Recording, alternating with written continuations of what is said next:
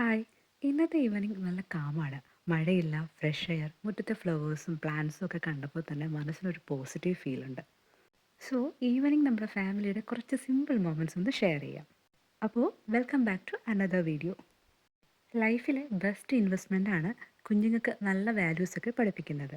അതിൻ്റെ ചെറിയൊരു തുടക്കം അച്ചമ്മയായിട്ടുള്ള ഒരു പ്രാർത്ഥന.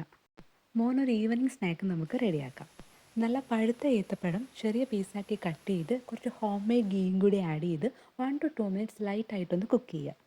ദെൻ കുറച്ച് നട്ട്സ് ആൻഡ് സീഡ് പൗഡറും കൂടി നമ്മൾ ആഡ് ചെയ്ത് നന്നായിട്ട് മിക്സ് ചെയ്ത് റെഡിയായി. Banana natural energy and potassium provide ചെയ്യുന്നു.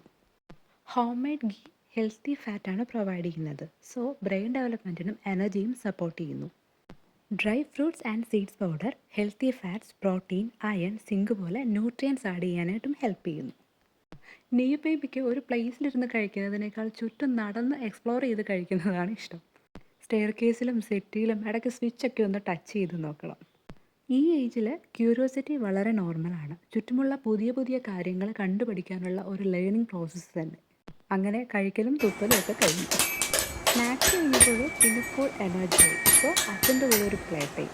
സൈലോഫോൺ കണ്ടപ്പോൾ തന്നെ ആൾ നല്ല എക്സൈറ്റഡ് ആയിട്ടുണ്ട്.